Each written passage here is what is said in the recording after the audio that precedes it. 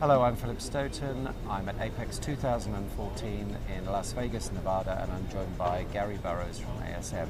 Gary, thanks for stopping by. Thank you, Phil. I wanted to chat a little bit about the Mexican market. The current president seems to be doing a good job politically, and everybody feels that it's secure and stable down there at the moment, and the market seems to be enjoying that.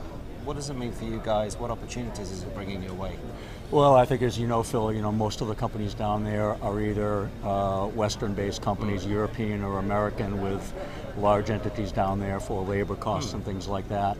I think probably 5 years ago, up to maybe 2 years ago, there was a little hesitancy on the those people to grow that segment because of the violence, as you mentioned. But here, maybe in the last 2 years since President Nieto took over, the crime has certainly calmed down. Yeah. And growth is great. And for us, it's been really super. Good. Yeah. And I've spoken to a couple of people about the market, and sometimes we think of it as being a competitor for China, with Chinese labor rates going up and theirs going up much more slowly. Yeah.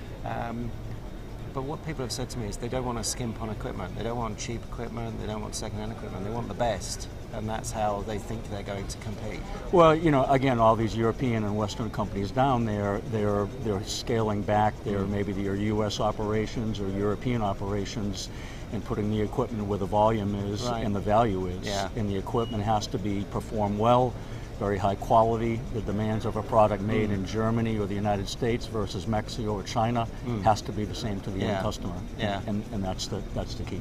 Okay, and are you challenged there by displaced equipment, by basically equipment moving elsewhere into Mexico rather than buying new equipment? I think when the violence was there, we definitely were. I think really no more. You see more people buying new there Real investment. and really almost retiring equipment that was 15 years old that they hung on to or was transferred from United States or Europe or even China. Yeah, that creates pent-up demand. And in terms of the sectors there, we're hearing lots of good stuff about automotive, but it seems to be across the board, lots of the EMS guys particularly. I think the cell phone business of EMS aside, with some downfalls there, EMS is very, very, very strong. Yeah. And I think partly because that's work coming back from China. Yeah. For that reason. I mean, it's as you said, the labor rates have gone up in China.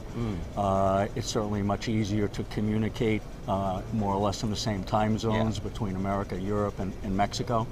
And the EMS companies are extremely strong. And automotive, as you mentioned, has been strong for 18 months, 2 years. EMS really in the last, I'd say, year, 9 months, something like that. Yeah, lots of growth left in the automotive industry. Lots We of hope. new technology coming through. Sure. That's clear. Absolutely. Last question. Obviously, Mexico's enjoying some success looking north, but looking south is interesting too, because maybe South America, particularly Brazil, hasn't come on in the way we'd hoped when the Olympics and the World Cup were announced. Yeah. Do you think that creates an opportunity for Central America, or do you think an indigenous industry will come through in those regions? Yeah, I think eventually it will. It's just the infrastructure isn't really there, and really the country's there.